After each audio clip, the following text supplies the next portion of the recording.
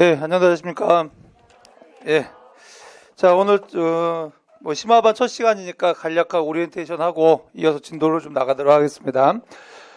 심화반이라고 해서 거창한 건 아니고요. 별거 없어요. 그러니까 이제 우리가 1, 2월 달에 또는 이제 모의고사 이제 조금 이제 초수가 아닌 분들 같은 경우 이미 기본 개념을 다 정리를 하셨을 거라고 좀 보고요. 그래서 이제 핵심 개념이 있고, 자, 요거를 갖다가 이제 요만큼이라고 한다면, 심화 개념은 이제 뭐냐면은, 요게 조금 더 붙이는 거예요, 요만큼은 더 붙이는 겁니다. 그렇기 때문에, 그래서 이제 여기에 해당하는 것 자체가, 별게 없어요. 여기에 해당하는 거는, 이 핵심 개념을 갖다가 조금 구체적인 사례를 통해서 확인한다. 이렇게 생각하시면 되겠고요. 그래서 이제 교재가 좀 두껍잖아요. 두꺼운데, 근데 이제 물론 이제 다른 이제 과목 선생님에 비하면 매우 얇죠. 저는 그 교재가 얇은 게 좋아요. 두꺼운 것보다 얇은 게 좋은데, 아무튼 여기 보면은 핵심 개념과 관련된 이제 사례들을 좀 많이 수록을 했어요. 사례들을 좀 수록을 하고, 이유는 뭐냐면은, 그러니까 이때는 이제 뼈만 공부했다면 이제 얘가 이제 구체적으로 어떠한 이제 실제 이제 자연 또는 인문 현상 속에서 어떻게 이제 나타나는지 그 사례를 좀 보는 거고, 그 다음에 이제 거기다가 조금 더 이제 이제 추가적인 개념을 갖다 좀 넣는데요. 근데 이제 보게 되면은 핵심 개념하고 요 파란색 심화반에서 넣는 개념하고 차이점은 뭐냐면은, 얘는 출제 빈도가 높은 거고 얘는 출제 빈도가 낮은 거예요. 그러니까 우리가 심화반이라고 해가지고 중요한 게 아니라 심화라는 얘기는 결국 뭐냐면 출제 빈도가 낮은 것도 공부한다 이 얘기예요. 그래서 상대적으로 보게 되면 가장 중요한 거는 역시 핵심 개념이 되는 거고, 그래서 요거는 이제 상대적으로 출제 빈도가 좀 낮은 겁니다. 자, 이제 이렇게 해서 이제 이렇게 진행이 될 것이고요. 그래서 앞으로 이제 수업 진행은 어떻게 하냐면은 수업 진행은 이 교재가 이제 보게 되면은 제가 이제 매년 개정하지 않고 2년에 한 번씩 개정하거든요. 이제 왜냐하면 매년 개정하게 되면 또 이제 그냥 한 번에 합격하시면 좋은데 문제는 그게 안 될 경우에는 또 사야 되고 좀 그렇지 않습니까? 그죠?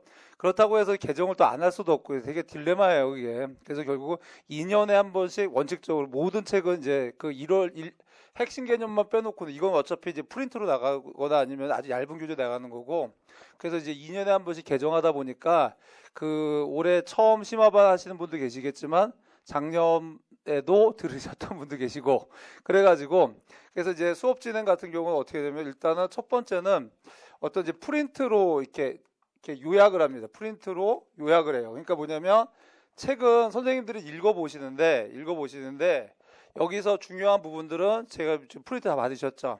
그러니까 이 부분이 이 책에 있는 부분이에요. 근데 이 책에 있는 부분을 요약해서 나가는 거고, 그 다음에 이제 나머지 부분들 선생님들이 복습할 때 이 책을 좀 읽어가셔야 됩니다. 이렇게 하는 이유가 뭐냐면 작년에는 이렇게 안 했어요. 작년에는 교재를 보고 그 교재마다 이제 중요한 의미를 했는데, 문제는 뭐냐면 작년에 이어서 올해도 수업을 듣는 분들 같은 경우 좀 지루하실 거 아니에요, 그죠?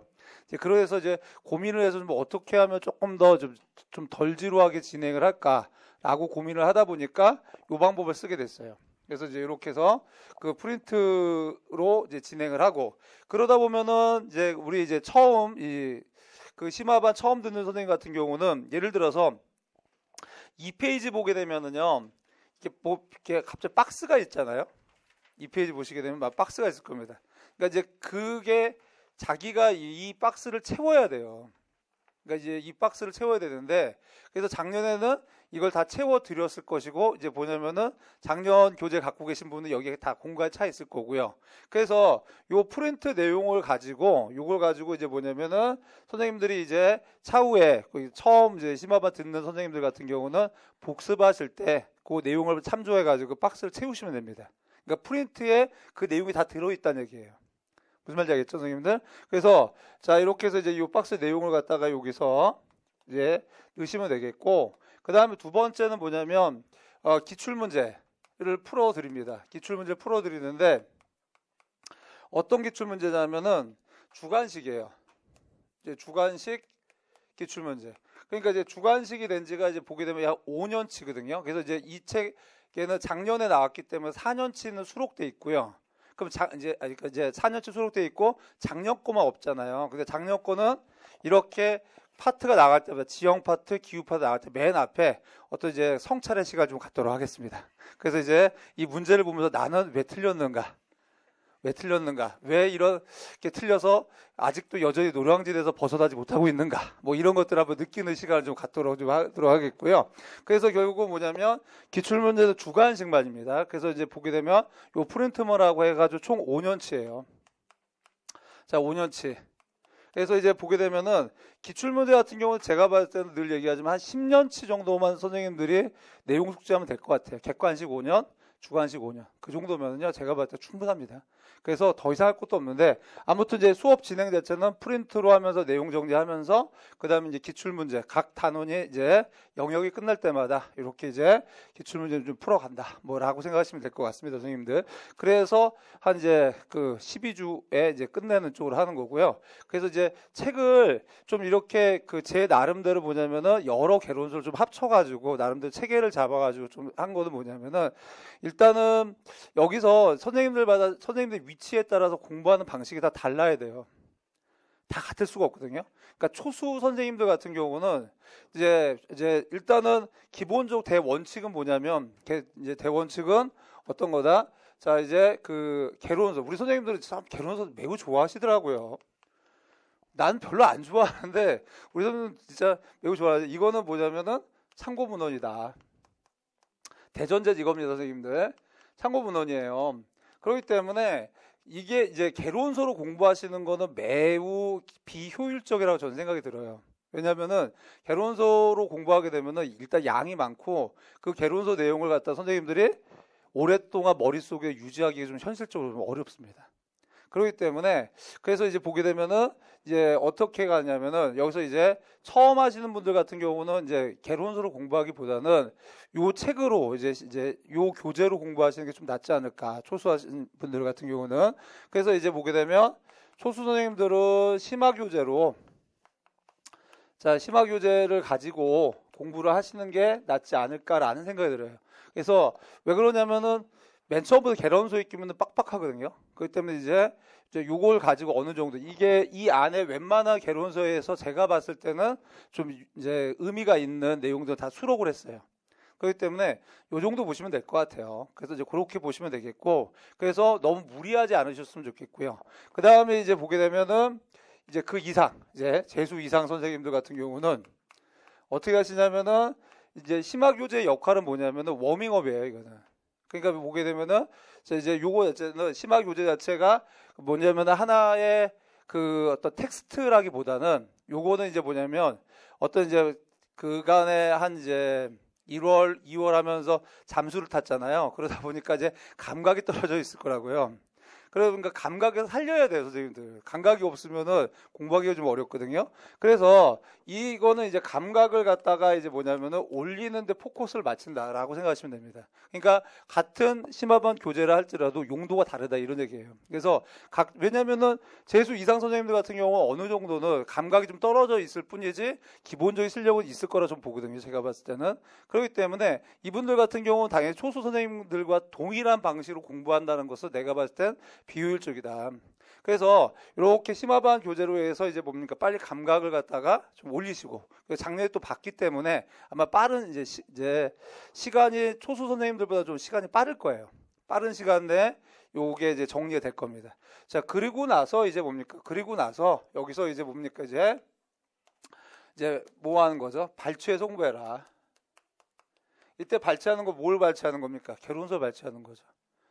그러니까 이제 뭐냐면은 그 가능한 이제 그 좀 이제 그 경험이 많으신 분들 같은 경우는 이제는 그 개론서를 봐도 돼요. 이제 왜냐하면 어느 정도 토대가 돼 있기 때문에. 근데 처음부터 개론서 보는 거는 좋지 않다.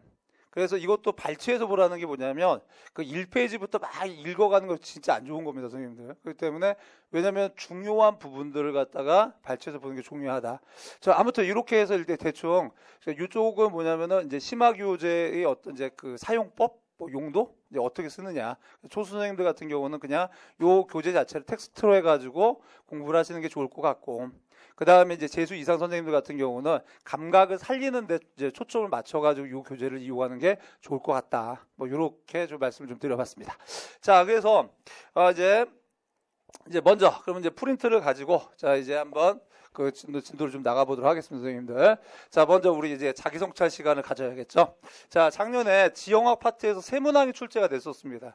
근데 이제 이 세문항이 출제가 되는데, 물론 이제 기본반 들으신 분들은 이미 다 아실 거고요. 이제, 일단은 결론적인 얘기는 틀리면 안 될 거예요. 세 문제 다 틀리신 분들은 좀 반성을 하셔야 됩니다. 그러니까 절대 틀려서는 안 될 문항을 틀렸다라는 겁니다. 그래서 이거는, 초수 선생님들도 작년에 틀리면 안 되는 거예요. 그래서 이 세 문항 다 맞아야 됩니다, 선생님들. 그러면 첫 번째 문항부터 보도록 하겠습니다. 첫 번째 문항은 항상 이제 중요한 게 뭐냐면은 답이 중요한 게 아니라 주제가 중요한 거거든요, 선생님들. 주제. 그러니까 어떠한 주제가 출제가 되었는가, 이게 중요한 거예요. 그래서 일단 이제 주제부터 우리가 파악을 좀 해봅시다, 선생님들. 그러면 지금 현재 이 문항에 보게 되면은 뭐가 나왔다는 거죠, 선생님들? 기반함과 관련된 거죠, 그죠? 그래서 이제 보게 되면 자, 암석입니다. 자, 암석에 대한 얘기가 나왔어요. 근데 이제 이 암석에서 보시게 되면 두 가지로 우리 나눌 수가 있습니다. 하나는 뭐냐면요, 우리나라의 기반함이에요. 우리나라의 기반함. 그러니까 한국지리 교과서에서 다루고 있는 우리나라의 기반함입니다. 그걸 갖다가 이제 우리가 보통 보게 되면은 지체구조 이렇게 얘기를 해요. 지체구조. 그래서 땅지자 몸체자죠. 그러니까 암석이에요. 그러니까 이제 우리 한반도를 구성하고 있는 기반함이 뭐냐 이 얘기입니다. 됐습니까? 그래서 요거는 이제 뭐냐면은 한국지리 한지 교과서에 나오는 거예요. 한지 교과서에 있는 겁니다. 자, 요게 하나 있고요. 그 다음에 이제 일반적인 이제 암석에 대한 분류가 있죠. 그래서 이제 일반적인 암석 분류는 뭐가 있습니까? 우리가 이제 보통 개론서에 다루는 게 요거죠.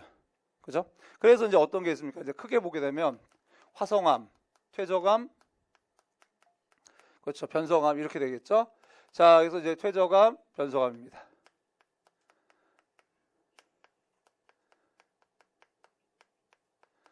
자, 그래서 이제 이렇게 된 거예요. 근데 이제 요게 위에 게 나온 거죠. 위에 게 나온 거고. 그래서 그 작년에 심화반 들은 선생님들 혹시 아마 요 부분에 대한 이제 보면 필기가 돼 있을 것 같아요. 제가 봤을 때 작년에 요거를 갖다 설명을 했던 기억이 나거든요. 이제 문제를 하나 만들어 가지고. 그래서 요 부분 같은 경우는 이제 고등학교 한국지리 교과서 수준이기 때문에 틀려서는 안 될 거다. 되나요, 선생님들? 그래서 요거 정리하시고 요거 정리하시면 되는 거죠. 그래서 암석 갖고 시험에 나올 수 있는 건 크게 이렇게 되는 거고, 그러면 이제 여기서부터 어떻게 돼요? 크게 나눴으면 여기서부터 이제 뭐냐면 이게 뭐가 되는 거죠? 대주제가 되는 거예요, 선생님들. 그럼 대주제가 되면 뭐 하는 거죠? 소주제로 다시 세분화해야 되는 거예요. 되나요, 선생님들? 그러면 이제 제가 지금 계속 이거를 하는 이유는 뭐냐면 이제 선생님들이 기출문제 분석을 할 때는 항상 이제 답이 중요한 게 아니라 대주제, 그 다음에 소주제 이렇게 주제를 자꾸만 이렇게 세분화해 가야 돼요. 그래서 예를 들어 보게 되면 이렇게 대주제가 있지 않습니까? 그럼 요걸 갖다 이렇게도 한번 쓸 수가 있겠죠. 보게 되면은 이제 이렇게, 그러니까 뭘 이쁘게 쓰려고 하지 마시고, 그럼 이제 화성암이잖아요, 선생님들. 그러면 이걸 다시 이제 뭡니까? 세분화하면 어떻게 되겠습니까? 그렇죠. 세분화하면 되게 되면 어떻게 되겠어요? 이제 보게 되면 뭐 심성암, 그죠? 그 다음에 뭐냐면 뭐 분출암 이렇게도 이제 나눌 수 있고요. 그죠? 그러면 이제 여기에 특징들이 다시 쭉 나오겠죠. 되나요, 선생님들? 그 다음에 보면은 여기서 이제 퇴적암은 다시 나눌 수가 있겠죠? 쇠설성, 그렇죠. 비쇠설성. 뭐 이런 식으로 나누는 거죠. 그래서 이 선생님들이 이거를 중요한 건 뭐냐면 이거를 이제 딱 보면 어때요? 아, 나도 다 쓸 수 있어, 계세요. 뭐 이러면서 이제 그러는데 중요한 건 뭐냐면 혼자 써야 된다는 거예요. 백제 놓고 그거 혼자 쓸 수 있어야 된다는 거예요. 그러니까 제가 계속 강조해요, 제가. 혼자 쓸 수 있어야 된다. 그런데 이걸 못해. 그러니까 이걸 못한다는 표현보다는 이걸 안 해요. 안 한단 말이야. 왜? 귀찮으니까.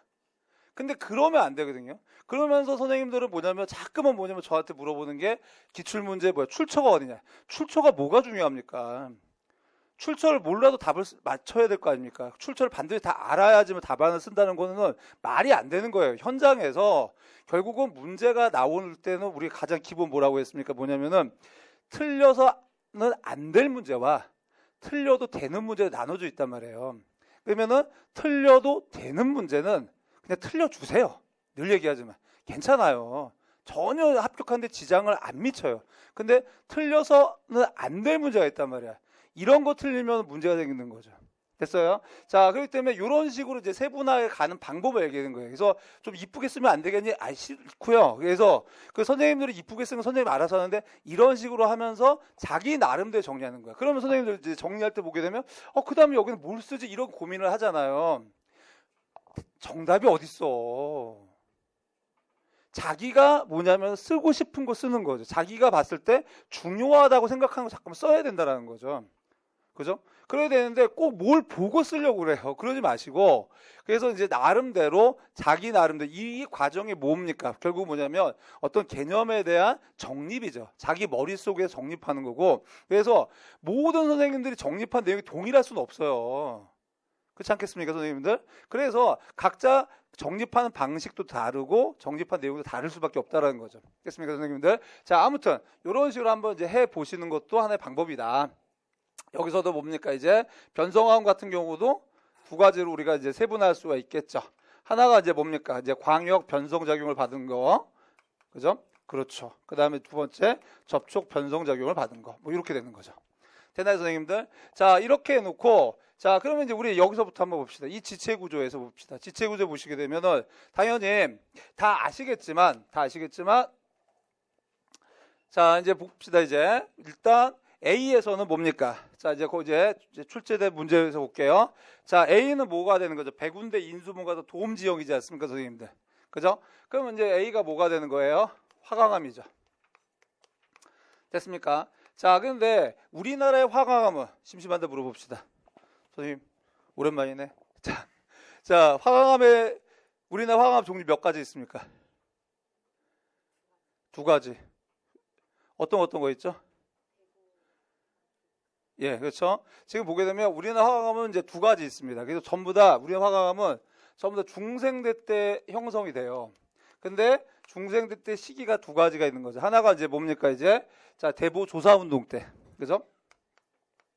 자, 대보 조사 운동 때 요 때고 그다음에 또 하나가 이제 뭡니까? 이제 불국사 변동. 요게 이제 보게 되면은 한국지리 교과서에 있는 거죠. 됐죠? 됐습니까? 그래서 이런 게 있으면은 뭐 내가 다 안다. 쓸 필요 없지. 볼펜도 아껴야죠. 그죠? 자, 그래서 아껴야 잘 삽니다. 자, 그래서 보게 되면 요 때가 이제 뭡니까? 언제? 바로 이제 쥐라기 때고요. 자, 이때가 언제고요? 백악기 때고요. 됐습니까? 자, 이렇게 돼 있고요. 그 다음에 두 번째 B는 뭡니까, 선생님들? 자, B는 무슨 암이 되겠습니까? 이제 화산암이 되겠죠. 그래서 분출암하고 같은 말이 뭐다? 화산암. 이 되겠죠. 됐어요? 그래서 여기 보면 이제 뭡니까? 이제 광주광역시와 전라남도 쪽에 주상전리가 발달돼 있다라고 돼 있으니까 이건 당연히 화산암이 되겠고, 그러면 이때 우리나라의 화산암은 역시 선생님, 우리나라의 화산암 몇 종류 있을까요? 지금? 그러니까 많죠. 물론 많아요. 많은데 중요한 건 뭐냐면 우리는 진리 탐구가 목적이 아니라 누누이 얘기했잖아요. 그러니까 시험에 나올 만한 화산암은 몇 가지냐 이거죠. 그렇죠. 예. 그래서 이제 두 가지가 있다는 거예요. 여기서도 이제 두 가지가 있는데 하나가 중생대 때 화산암이 있고요. 그 다음에 신생대 때 화산암이 있다는 거예요. 여기 있습니다. 그래서 특히 이제 뭐냐면은 중생대 이제 뭡니까? 방금 얘기했던 자, 이제 불국사 변동. 중생대 이 불국사 변동 때 이제 화산암이 있는 거고, 그게 바로 이제 뭐냐면은 B에 해당하는 거예요. B에 해당하는 거. 그 다음에 신생대 제4기 때 있는 거죠. 그러니까 요거는 어디냐면 지금 여기 있는 무등산, 그러니까 이제 광주광역시 무등산 주상절리 입석대 서석대 뭐 이런 거고, 요게 이제 뭡니까? 우리가 잘 알고 있는 제주도, 울릉도, 독도, 뭐 이제 철원 용암대지 여기 있는 거죠. 됐습니까? 이게 한국제 교과서 내용이에요, 이게. 자, 그 다음에 이제 보게 되면은 이제 뭡니까? 이제 C는 뭡니까? C 같은 경우는 토산이 나오니까 자, 언제? 변성암이겠죠? 변성암. 그래서 얘 같은 경우는 이제 뭡니까? C 원생대 때죠. 됐죠? 자, 그 다음에 이제 D는 이제 뭡니까? 여기서 다 했었죠? D는 이제 화구 이제 나오니까 이제 제주도 한라산 쪽이니까 당연히 신생대의 화산암이 되겠죠. 됐습니까, 선생님들? 그럼 답은 쉽게 구할 수 있겠죠? 그래서 이제 답은 C, A, B, D 순이죠. 됐습니까, 선생님들? 자, 그래서 이제 요거는 이런 식으로 이제 지체 구조가 한번 나왔더라. 그렇게 되면 만약에 암석이 나온다면은 다시 요쪽에서 또 한번 나올 수 있겠죠, 선생님들. 됐습니까, 선생님들? 자, 그 다음에 두 번째 문제 보도록 하겠습니다. 자, 두 번째 문제는 주제가 뭐가 되냐면은, 자, 요건 뭐가 되겠습니까, 주제가? 그렇죠, 레스죠. 자, 두 번째, 이번의 주제는 뭡니까? 이제 주제는 레스입니다, 선생님들. 됐어요? 자, 그러면 여기서는 뭡니까? 이제 레스에 대해서 이제 여기서 우리가 공부를 좀 해봐야죠. 그럼 레스를 갖다가 공부할 때 무엇을 공부해야 되냐? 일단 첫 번째 뭡니까? 당연히 레스층의 형성 과정이겠죠. 그죠? 형성 과정. 자, 그래서 형성 과정에 대한 공부를 하셔야 될 것 같고요. 형성 과정. 그래서 이때 형성 과정 자체가 결과적으로 봤을 때 어떻게 되겠습니까? 이제 보게 되면은 일단은 기본적으로 레스는 어떻습니까, 선생님들? 레스 같은 경우는 기본적으로 풍퇴적 지형이죠. 그죠? 풍퇴적 지형입니다. 바람에 의해서 형성된 겁니다. 그래서 풍퇴적 지형이고요.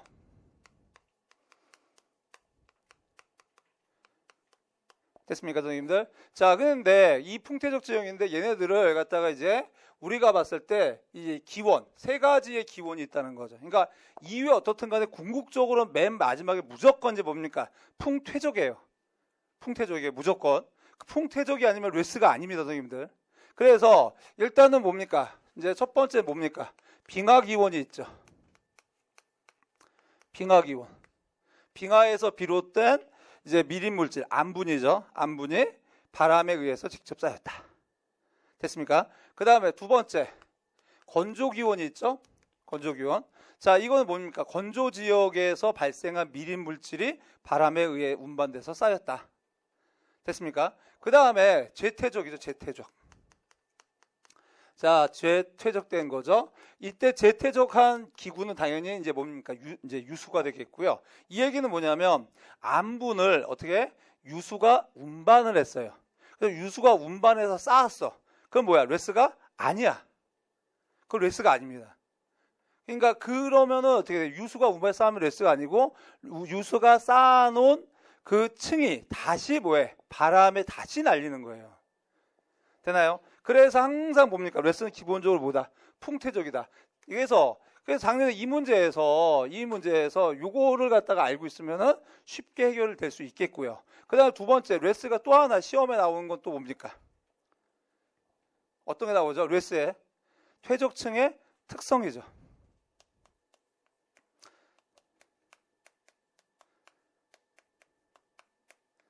자, 이겁니다. 그럼 레스의 퇴적층의 특징이 뭡니까? 이제 보게 되면은 우리가 간단하죠. 뭐냐면은 분급이 매우 양호하다. 그죠? 그래서 분급이 매우 양호합니다. 분급이 아주 양호한데 왜냐하면 여기는 이제 뭡니까? 입자가 모호하기 때문에요. 균질하다고 보통 표현하죠. 이게. 그러니까 무슨 말이냐면은 이제 바람의 속도에 따라서 이제 떨어지는 게 이제 풍퇴적이잖아요. 바람의 속도 느려짐에 따라서. 그러니까 결국 뭐냐면은 뭐 이제 10m/s에서 떨어지는 그 정도의 풍속에서 퇴적이 되게 되면 결국 거의 입자가 어떻게 돼? 10m/s에서 떨어질 정도의 입자들만 쌓일 거 아닙니까? 그렇기 때문에 상당히 균질하다. 그러다 보니까 이렇게 균질하다 보니 어떤 상황이 발생했다는 거죠? 층리가 없다는 얘기죠. 균질한 게 쌓이다 보니까 수직적인 분급이 나타나지 않는다는 거죠. 됐습니까, 선생님들? 그래서 요게 특징이고요. 그러면 이것이 작년에 처음 나왔느냐? 아니란 얘기야. 객관식일 때 나왔잖아, 이게. 그죠? 그렇기 때문에 객관식에 나왔기 때문에 틀릴 수가 없는 문제라는 얘기죠. 틀릴 수가 없다. 그렇기 때문에 결국은 뭐냐면은 중요한 부분은 반복이 되더라는 얘기죠. 자, 그럼 봅시다, 선생님들. 여기서 A의 명칭을 써라. A의 명칭. 그러면 당연히 레스 쓰시면 되겠고요. 자, 입도 특성을 쓰라는 거예요. 그러니까 입도 특성이 뭐냐? 입도라는 게 입경이잖아, 입경. 그러니까 여기서 빙하 퇴적물과 비교해서 입도 특성을 쓰라고 했으니까 뭘 내용을 쓰면 요 내용이 들어가면 되는 거예요, 선생님들. 그러니까 빙하 퇴적물은 뭐가 됐다? 분급이 불량한 반면에 이제 레스는 뭐냐면은 분급이 매우 양호하다. 목에서 아주 균질한 입자로 구성되었다. 요 내용이 들어가면 됩니다. 됐습니까? 그 다음에 세 번째 보시게 되면 자, 5대5 주변에 A 퇴적, 레스가 형성되는 과정이잖아요. 이거는 이제 뭐냐면은 지형학, 권혁전 선생님의 지형학 책에 나와 있잖아요. 그러면 거기서는 어떻게 됩니까? 일단은 출발을 어디서부터 출발해야 돼요? 기구 세 가지를 고려하랬잖아요. 그러면 어떻습니까? 기본적인 기구가 뭡니까? 5대5 주변에는 5대5가 빙하 오니까 당연히 뭡니까? 이 빙하 들어가야죠. 그 다음에 이제 당연히 풍퇴적 들어가야 될 거고, 바람, 필연적 들어가야 되겠고, 그 다음에 뭐가 들어가야 돼요? 유수가 들어가야겠죠. 그죠, 선생님들? 그래서 이렇게 세 가지 기구가 들어가야 됩니다. 이 내용 자체가 그 숙지가 안 되면은, 그러니까 안 돼서는 안 된 거예요, 이거는. 당연히 작년에 했어야 되는 거고, 그러면 출발은 어디서부터 출발해야 돼요? 그렇죠. 그러니까 5대5 주변에 빙하가 발달했다. 그래서 이제 뭐냐면, 첫 번째 뭡니까? 빙식에 의해서 뭐가 생성이 돼야 됩니까? 암분 또는 미름물질, 이 암분이 생성이 돼야 된다. 자, 요게 먼저예요. 됐습니까, 선생님들? 그래서 당연히 이제 뭐냐면은 거대한 빙하가 있고 이제 대륙빙하가 발달했고 대륙빙하 밑에서 결국은 이제 빙식에 의해 가지고 미림 물질이 생성이 되는 거죠. 됐습니까, 선생님들? 자, 그래서 얘네들이 이제 뭐냐면 얘네들이 어떻게 됐다는 거죠? 여기서 매끈하게 쓰려면 이제 두 번째 어떻습니까? 이제 이렇게 쓸 수도 있어요. 유수와 관련돼서 이때 자, 유수라는 것을 갖다가 이렇게 생각하시면 되겠죠. 자, 융빙수. 됐습니까? 자, 그래서 이제 융빙수, 유수에 의해 자, 뭐가 됐다? 운반됐다. 됐습니까? 그러니까 이제 빙하 밑에 있었던 암분들이 융빙수를 타고 빙하 밖으로 나왔다. 이렇게 생각하시면 되겠죠. 그림을 그린다면은 여기에서 이제 보게 되면은 하늘 위에 내려다 봤어요. 거대한 대륙빙하가 있고요. 이 대륙빙하 밑에서 뭐가 됐다는 거죠? 융빙수가 이렇게 흘러나오는 거잖아요. 그래서 이렇게 융빙수가 흘러나오기 때문에 위에다 그릴게요. 너무 잘 안 보이시나요? 해석은 여러 가지 할 수 있다는 거죠. 이게 거대한 대륙빙하가 있고 대륙빙하 밑에 암분이 있는 거잖아요, 선생님들. 그죠? 그래서 이제 이것이 이렇게 이제 보게 되면 이렇게 흘러나오는 거죠. 융빙수를 타고 선생님들. 그래서 융빙수에 의한 건 이렇게 뭡니까? 망류 상태로 운반이 되겠죠. 됐습니까? 그러면 여기에 이제 뭐가 나타난 거예요? 요게. 예. 요게 암분이잖아요. 됐습니까? 그래서 얘 자체가 쌓이면 아까도 얘기했듯이 풍퇴적이 아니기 때문에 이건 레스가 아니란 얘기죠. 그래서 얘네들이 어떻게 됐다는 겁니까, 선생님들? 얘네들이. 그렇죠. 자, 이제 바람에 의해서 이제 날렸다. 바람에 의해서 운반 퇴적되었다. 이렇게 되는 거죠.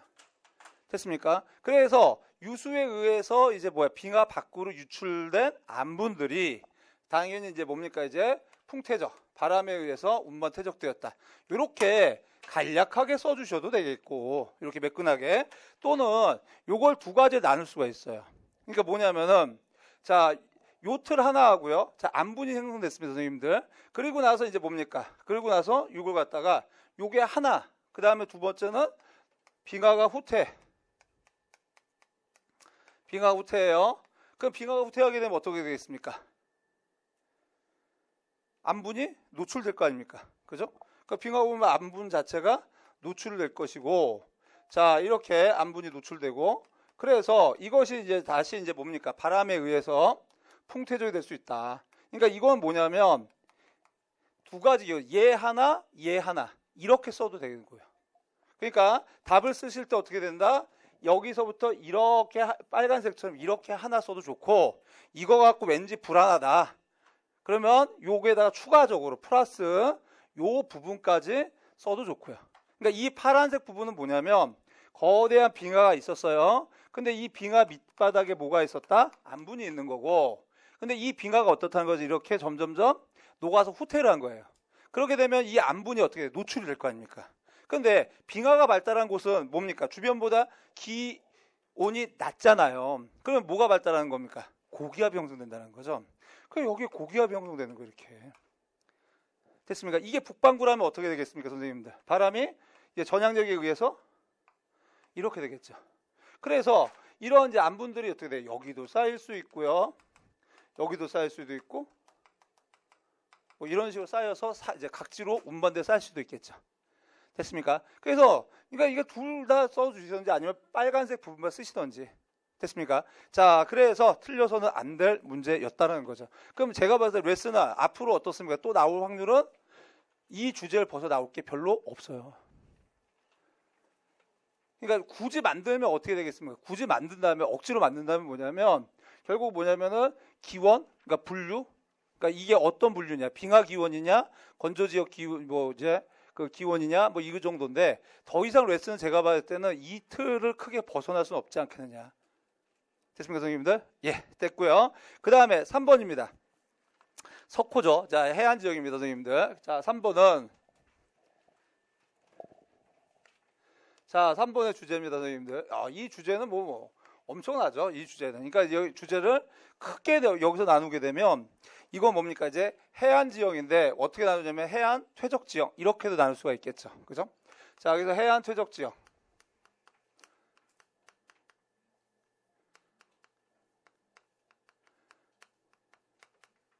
됐습니까, 선생님들? 자, 그럼 해안 퇴적 지역은 뭡니까? 이제 보게 되면은 기본적으로 어떻습니까? 자, 사빈, 그죠? 그다음 두 번째 뭡니까? 사구. 됐죠, 선생님들? 자, 그 다음에 이제 보게 되면 석호. 석호도 이제 여기서 이제 해안 퇴적 지역을 누른 것도 왜냐면 전면에 뭐가 발달해야지? 사주가 발달해 형성되는 거죠. 그죠? 그래서 이제 보게 되면 석호. 그 다음에 뭐 여기다 뭐 사주까지 넣어주고, 그 다음에 이제 하나 더 한다면 간석지. 요 정도만 하시면 되지 않을까요, 선생님들? 그러면 이제 여기서 사비는 또 다시 뭡니까? 이제 보게 되면 하나 물어봅시다. 선생님, 왜 표정이 또 눈치를 보십니까? 자, 사빈에서 이제 뭡니까? 이제 세분화되는 주제. 이제 사빈은 나오는 거고, 사빈 주제가 있잖아. 그러면 그 주제, 사빈 주제 다시 세분화로 들어간다면. 그러니까 지금 표정이 우리 선생님의 왜 나한테 분이 계세요? 이런 식으로 계속 쳐다보시는데, 그러니까 그러면 안 되는 거죠. 그러니까 그게 쭉쭉쭉 나와야 돼. 그런데 여기서 만약에 이제 뭐냐면, 원래 제 시나리오는 이런 거였어요. 우리 선생님이 동서해안의 사빈 비교, 이렇게 나오게 되면 제가 안 돼, 계세요. 막 이렇게 욕하려고 그랬거든요. 그래서 왜 그러냐면, 그거는 올드한 버전이란 말이야. 옛날에는 동해안, 서해안의 사빈을 비교하는 게 출제가 됐다면, 지금은 아니란 얘기예요. 경향이 바뀌었잖아요. 지금은 어떻게 바뀌었어요? 그렇죠. 계절대에 따라서. 동일한 사빈의 형태가 여름과 겨울에 따라 어떻게 변하느냐. 시계열, 이제 계절별 변화란 말이에요. 그러니까 이런 식으로 이제 보게 되면 나름대로 자기가 과거에는 이러한 이제 소주제가 나왔다라고 한다면 최근에 이런 소주제가 바뀌었다라는 거예요. 그러니까 이게 머릿속에 다 있어야 된다는 거죠. 그러니까 이게 제가 가장 강조해서 합격을 하고 싶으면 이것만 해라. 그 출제 주제를 머릿속에 다 갖고 있어라. 그러면 내 생각에는 떨어지고 싶어도 떨어질 수가 없어요. 떨어지고 싶어도 못 떨어져, 이게. 근데 왜 그게 안 될까? 왜 그게 안 될까? 제가 봤을 때 선생님들, 특히 장 선생님들이 이제 뭐냐면은 특히 안 되는 이유가 뭐냐면 욕심이 많아서 그렇고, 그러니까 뭐냐면은 그거만 해도 되는데 그거를 갖다가 이제 그거만 해가지고는 안 되겠다 생각해서 더 많은 주제를 갖다 공부를 하려고 그래요. 그러다 보니까 뭐가 되냐면은 그 여러 주제들이 머릿속에서 체계가 정립되지 않을 경우에는 뒤죽박죽돼 버리는 거예요. 그게 가장 큰 문제입니다, 이게. 그렇기 때문에 그래서 저는 이제 장수 선생님한테 항상 말씀드리는 게 뭐냐면 공부를 하지 말아라. 공부를 덜 해라. 그게 오히려 합격할 수 있다는 거예요. 작년에 그랬잖아요, 작년에. 작년에 이제 뭡니까? 눈물을 머금고 구수 선생님, 십수 선생님들 막 이렇게 다 합격하고 있는데 이분들의 공통된 특성이 뭐냐면 공부를 안 했다라는 거예요. 공부를. 그러니까 오히려 공부를 안 한 게 뭐냐면 자기 머릿속에 정립하기가 좋았다는 얘기예요. 너무나 많은 걸 계속 그 주입을 시키는 것보다는요. 자, 아무튼 자, 뭐 사빈 같은 경우는 그래서 이제 보게 되면 이런 식으로 세분화돼서 나온다는 거죠. 이해 가시겠어요, 선생님들? 자, 그래서 이런 주제들을 갖다 지금은 이제 뭡니까? 기출문제 분석이 아니기 때문에 선생님들이 이제 이렇게 계속 세분화돼서 나가야 돼요, 주제를. 됐나요? 그러니까 이 여기서 세분화돼서 나갈 수 있는 내용들 자체가 뭐가 있어야 돼? 기출문제가 머릿속에 다 있어야 된다는 거예요. 그래야지 그게 세분화가 되는 겁니다, 선생님들. 자, 그러면 이제 답만 이제 쭉 얘기해 보도록 하겠습니다. 자, 첫 번째는 뭡니까, 선생님들? 자, 이제 A, B 지형이죠. 자, A 지형은 사빈이고 B 지형은 사빈 뒤에 반드시 사구가 있으니까 당연히 뭡니까? 파랑, 그 다음에 바람. 뭐 이 정도 쓸 수 있어야겠죠, 선생님들. 그 다음에 기역 니은에 들어갈 수 있는 거죠. 자, 그래서 석호예요. 그래서 이제 석호에 이제 뭡니까? 이제 변천 과정. 석호는 결국 이제 시험에 나올 수 있는 게 석호의 형성 과정하고 변천 과정이거든요, 선생님들. 자, 객관식일 때도 나왔었어요. 그래서 여기서만 요거 좀 해보십시다. 자, 석호에서 이제 과거에 출제된 문제가 뭐였냐면은 석호의 변천 과정이에요. 그러면 석호는 뭐가 되겠습니까, 선생님들? 이제 석호의 성인, 형성 원인입니다. 그래서 뭐 후빈기, 해수면 상승 때 어쩌고 저쩌고, 해수면 상승, 사주 발달, 해서 점점점점 가는 거예요. 그 다음에 두 번째는 뭐냐면 변천이에요. 변천입니다. 그럼 변천은 우리가 알다시피 석호는 뭐가 되는 거죠? 축소가 되고 없어져요, 나중에는. 그죠? 자, 축소가 됩니다. 매립이 된다는 얘기예요, 선생님들. 근데 이 매립되는 요소가 있습니다. 요 매립된 요소가 이게 이제 객관식일 때는 요 세 가지를 물어볼 수 있었어요. 객관식 때.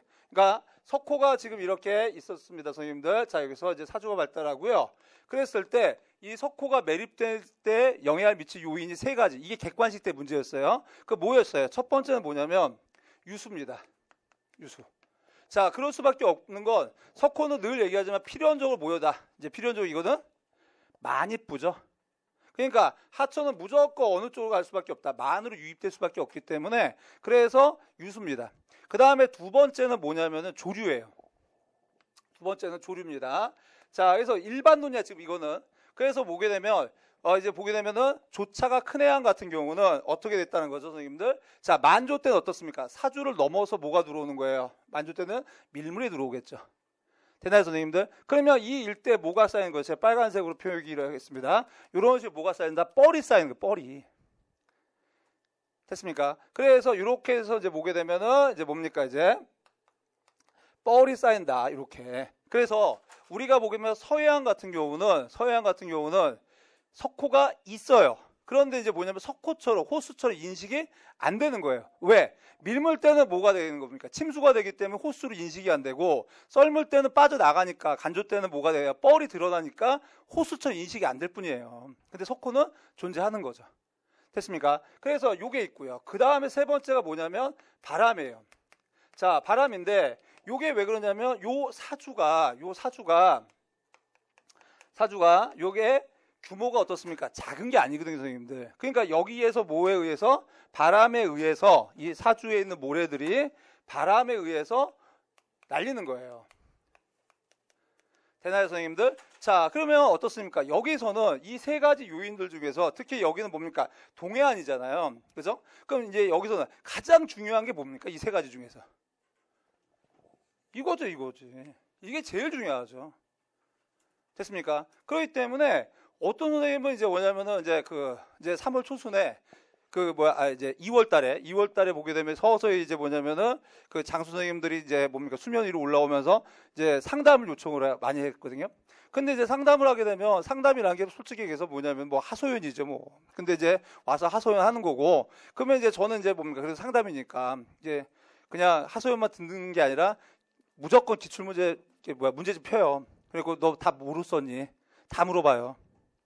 근데 이거 쓸 때 이걸 다 쓰고 있다는 거예요. 왜? 기출문제 나왔기 때문에. 그러니까 내가 답답한 거죠. 그러니까 틀리진 않았겠지만 근데 이제 보게 되면은 조류라는 것 자체가 동해안에는 크게 영향을 미치지 못하는 건데 왜 그렇게까지 무리수를 두는지 모르겠다는 거죠. 그러니까 그만큼 정립이 안 됐다는 거예요. 여기가 동해안이라고 한다면은 동해안에 석호가 매립되는데 주요한 요인은 뭐였다? 유소란 얘기죠. 됐습니까, 선생님들? 자, 아무튼 자 이런 식으로 해서 그러면 석호는 제가 봤을 때는 이거만 끝나는 거예요. 이제 더 이상 나올 게 없어요. 석호의 형성 과정하고 변천 과정이면 석호의 이제 뭡니까? 일생은 끝이야. 더 이상은 석호에서 나올 수 있는 주제는 없어요. 자, 그래 하여서 지금 보시게 되면은 기억에 들어갈 거 뭡니까? 뭐 만입부 또는 침식국 전면에 사주가 발달한다.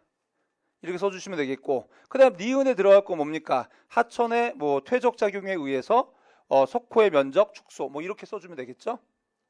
됐습니까? 그래서 절대 이 세 가지 문제를 틀려서는 합격하기 어렵지 않았겠느냐라는 생각이 듭니다, 선생님들. 자, 여기까지 봤고요. 자, 그럼 이제 본격적으로 이제 진도를 좀 나가보도록 하겠습니다, 선생님들. 먼저, 자, 지형 형성 작용입니다. 그래서 이제 지형 형성 작용은 프린트 보면서 얘기할게요. 자, 그 내인적 작용과 외인적 작용으로 나눌 수 있다는 거죠.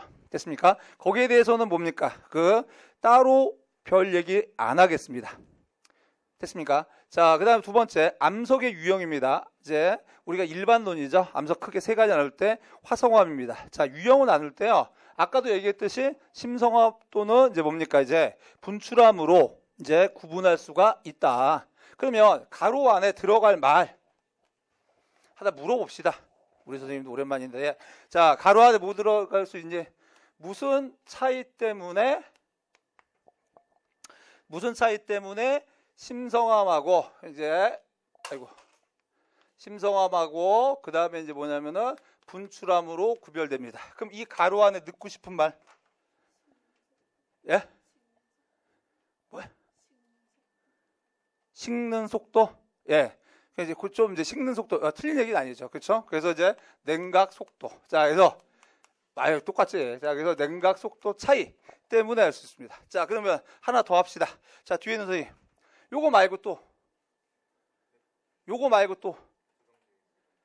그러니까 조종질, 미정질 쓸래. 조종질, 미정질 차이 이렇게 쓸래? 그렇지. 입자 크기 차이. 그러니까 제가 왜 이걸 얘기를 하냐면은 우리 선생님들 보시게 되면 답이라는 게 하나가 있는 게 아니라, 그러니까 작년도 문제, 특히 인문지리 파트 할 때 제가 이제 뭐냐면 기출문제 얘기를 할 텐데 블랭크가 하나 있는 게 많았어요, 작년에.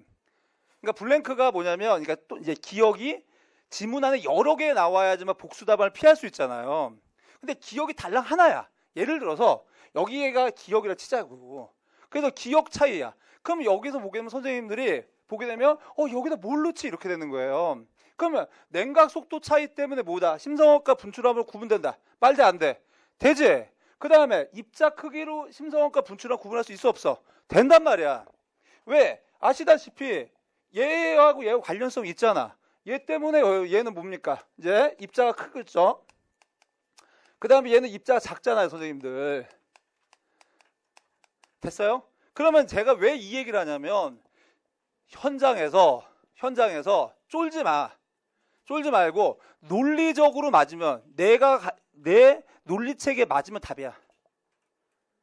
그러니까 뭐냐면은 자기 자신을 못 믿고 이게 개론서에 뭐라고 써있더라? 이런 거 찾으려고 하지 말란 말이야. 그냥 내가 봤을 때 논리적으로 맞으면 다 답이라고 생각하시면 돼요. 그러고 가야 된단 말이야. 그렇기 때문에 냉각 속도 차이 때문에 심성합과 분출을 나눌 수 있다. 말 됩니다.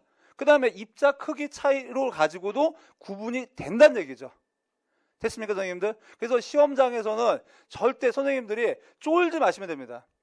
그냥 자기 나름대로 자기의 논리가 이제 논리적이면 무조건 맞다고 생각하시면 돼요. 근데 자신감이 없어, 우리 선생님들이. 그러니까 잠깐만 시험장에서 답을 고치게 되더라고. 고치고 나서 틀려. 그래서 내가 왜 고쳤을까 하면서 땅을 치고 후회하고. 그러지 마시고 자기 자신을 믿으세요, 선생님들. 자, 됐습니다. 자, 여기까지 봤어요. 자, 그 다음에 자, 이제 규삼형 광물로 구성된 게 화성암입니다, 선생님들. 규삼형 광물로 구성된 게 이제 자, 화성암이고요. 그래서 석영의 함량이 높을수록 밀도가 어떻게 되겠습니까? 밀도가 요 한번 선생님, 밀도가 어떻게 되겠어? 막 찍는구나. 자, 그래서 이제 자, 밀도가 어떻게 되는 거죠? 낮아지는 겁니다. 밀도 낮아지고요. 자, 그 다음에 자, 한 번 더 기회를 줄게요, 우리 선생님. 자, 용암의 경우 석영의 함량이 높아서 유동성이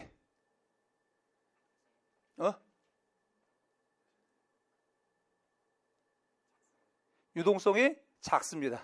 됐습니까? 자, 그럼 볼게요, 선생님들. 요건 조금 이제 그 확률적으로 낮은 건데, 우리가 지금까지는 뭐냐면은 이제 뭡니까? 이제 기본적으로 그 화성암 가지고 얘기할 때는요, 화성암의 특징을 가지고 화성암을 갖다가 이제 화성암의 어떤 이제 화성암 분류 아니면 뭐 또는 특징 이런 것들을 언급할 때 보통 많이 얘기한 게 뭐냐면 규산의 함량이었어요. 그죠? 그래서 규산의 함량 가지고 그래서 이제 보게 되면 자, 규산의 함량 요거 가지고 많이 얘기했어요. 그러니까 요거 가지고 뭘 따진 거죠, 선생님들? 규산의 함량 가지고 산성이냐, 중성이냐, 염기성이냐 이거 따진 거죠. 되나요, 선생님들? 그래서 지금 보시게 되면은 규산의 함량을 가지고 자, 산성이냐, 책에 다 있어요, 선생님들. 중성이냐, 염기성이냐, 뭐 이런 것도 따졌습니다. 제일 중요해요. 옛날에 뭡니까? 2차 논술 문제 나왔었어요. 되나요, 선생님들? 특히 여기서 화산암, 방금 제가 여기서 물어봤더니 화산암일 경우에는 규산이 많을수록 어떻습니까? 이제 노란색으로 쓰는 거는 화산암일 경우입니다, 선생님들. 그럼 유동성이 어떻다? 유동성이 떨어지고요. 그죠? 그러니까 유동성이 떨어지니까 점성이 크다는 얘기죠. 그죠? 그 다음에 얘는 뭡니까? 유동성이 큰 거고요. 점성이 낮은 거죠. 됐어요, 선생님들? 그러면 얘 같은 경우는 뭐가 되는 겁니까? 얘는 전반적으로 보게 되면 종상 화산체를 이루게겠고, 그죠? 얘는 뭐가 돼요? 완만한 뭡니까? 순상 화산체를 이루는 경우가 더 많겠죠. 된다, 선생님들? 제일 많이 한 게 이거야. 근데 이거 말고 이제 또 우리는 뭐를 따져보냐면, 그러니까 요 정도 했으면은 이게 제일 중요해요, 선생님들. 이게 제일 중요합니다. 근데 이것만 하지 말고 이제는 뭡니까? 조금 더 하자 이거야. 누가? 장수 선생님들은 맨날 했잖아 이거. 그러면 이제 뭐 하냐면은 어떤 거? 비중을 따지는 거야. 비중. 그러니까 쉽게 얘기해서 이제 보게 되면 밀도죠. 밀도. 확률 낮아요. 낮습니다. 근데 한번 따져보자 이 얘기입니다. 그럼 이거는 뭐냐면 어떤 거냐면 유색 광물이냐 무색 광물이냐 요거죠.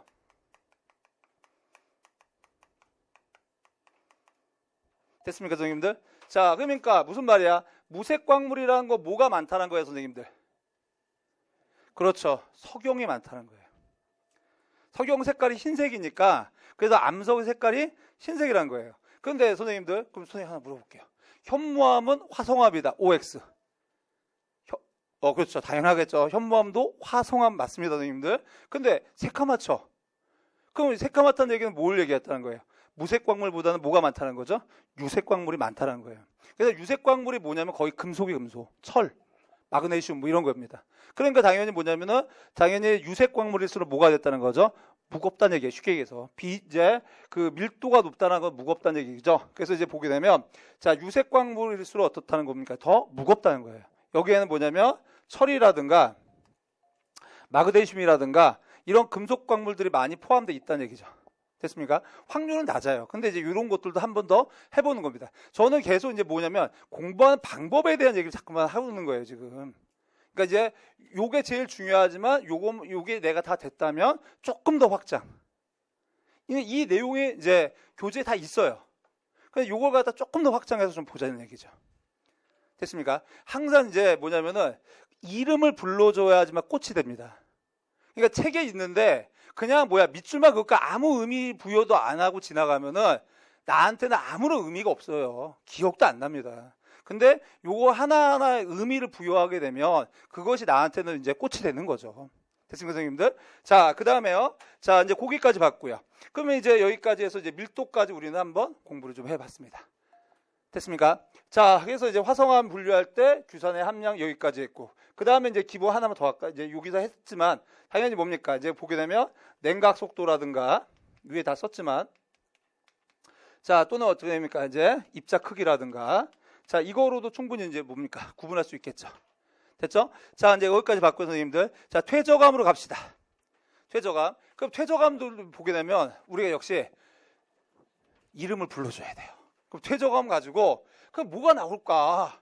조금 이제 공부를 해보는 거죠. 퇴저감 중에서 쇠설성 퇴저감입니다. 그러면 어떻게 되냐면 자, 쇠설성 퇴저감이야. 그럼 이제 제가 선생님들께 이제 뭐냐면 어떻게 하냐면 이걸 나름대로 체계를 잡아야 되잖아. 그럼 출제된 쇠설서 퇴조감이 몇 가지가 있는가 한번 생각해 보시자는 거예요. 그러니까 이제 여기 머릿속에 컴퓨터에서 쫙 나와야 돼. 이게 두루루룩 하면서 이제 쭉 나와야 되는데 쇠설서 퇴조감이 뭐가 있을까요? 일단 첫 번째는 뭡니까? 우리가 유수와 관련된 퇴조감이 있죠. 그래서 이제 유수와 관련된 거, 자 유수와 관련된 게 있죠. 되나요, 선생님들? 자, 그래서 유수와 관련된 퇴조감이 뭡니까? 보게 되면은 뭐 있어? 여감, 그렇죠, 삼, 그 다음에 뭡니까? 쉐일, 요런 게 있죠. 됐어요? 그 다음에 또 그 다음에 그렇죠, 바람과 관련된 거. 바람과 관련된 것도 이제 뭡니까? 이런 걸 놓치면 안 된다는 거죠.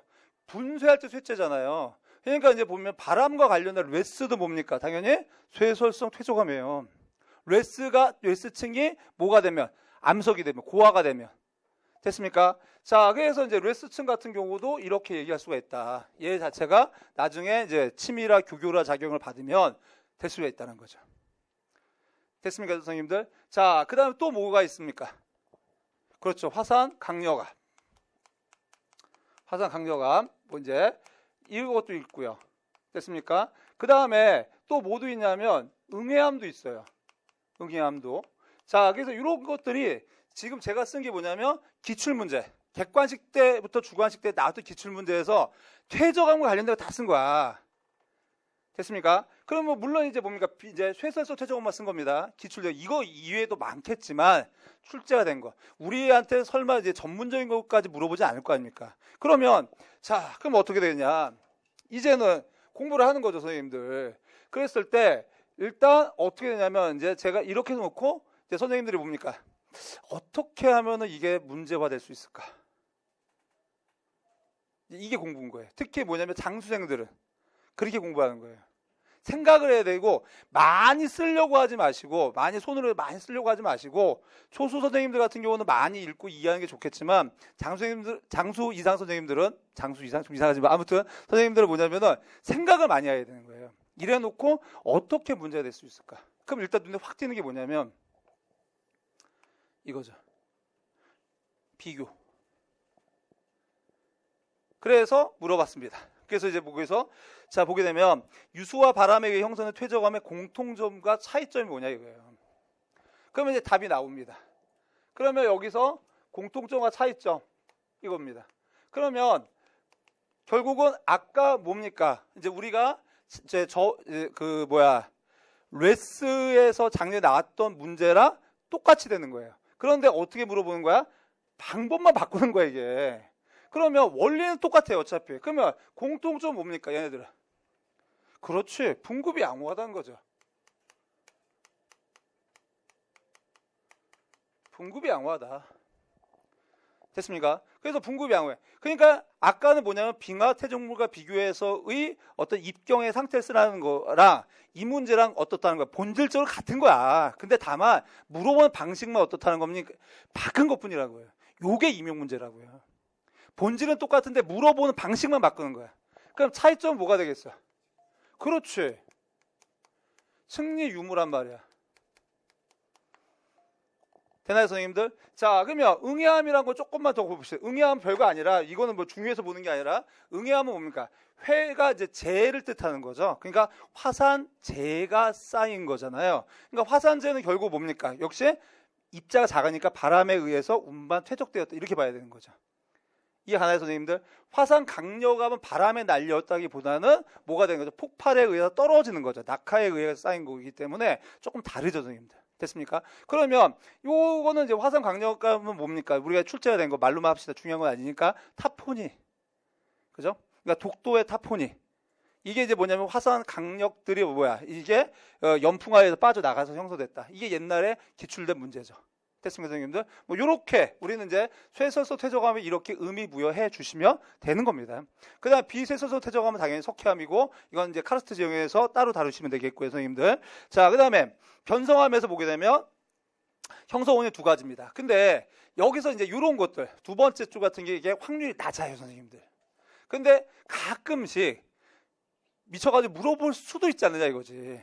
그러니까 뭐냐면 우리가 봤을 때 화강암하고 그 다음에 편마암하고 육안으로 구별할 수가 있다는 얘기예요. 육안으로. 그런데 어떻게 구별할 수 있느냐? 결국 뭐냐면은 편마암은 뭐가 있다는 거죠? 이렇게 줄무늬가 있다는 거예요. 그 줄무늬를 뭐라고 지칭하냐? 이렇게 물어볼 수도 있지 않느냐. 지금까지 출제가 된 적은 없어요.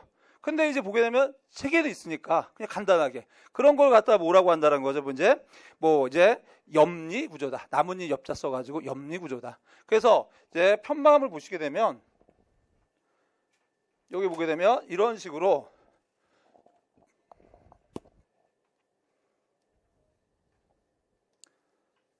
뭐 이런 식으로 뭐냐면은 띠가 있다는 거예요. 굵은 이제 어두운 계통에. 그리고 여기는 밝은 계통입니다. 그러면 이런 게 이제 뭐가 되냐면 염리 구조입니다. 염리. 나뭇잎 모양의 줄무늬다 이거죠. 그래서 이제 이런 게 있는 게 특성이다 이란 얘기죠. 그래서 이제 알면 좋고, 그죠? 자, 그랬을 때 요거는 뭐가 되는 거예요, 선생님들? 왜 여기는 진한 색이 될까? 이게 뭐냐면 어차피 뭐냐면 횡압력을 받던 이제 접촉 변성이 된 건데 고온 고압을 받잖아요. 그러면 무색 광물들은 눌려봤자 다 흰색일 거 아니야. 근데 검정색의 유색 광물들 같은 게 눌리면 어떻게 돼? 그게 줄무늬로 나타날 거 아닙니까? 이해가시나요, 선생님들? 그래서 요 염리에 해당하는 게 여기가 결국 뭐냐면 요게 무색 광물들이 뭐 했다는 거죠? 눌렸을 때. 그때 나타난 게 아니 유색 광물이 눌렸을 때 나타난 게 염리 구조다. 나오면 좋고 안 나와도 그만이고. 자, 그런데 확률은 낮지만 이렇게 하나하나씩 의미 부여를 좀 하나씩 하나 가는 거죠. 자, 그래서 우리는 이제 변성어까지 정리가 끝났습니다. 자, 그럼 잠시 조금만 쉬었다가 이어서 이제 보도록 하겠습니다.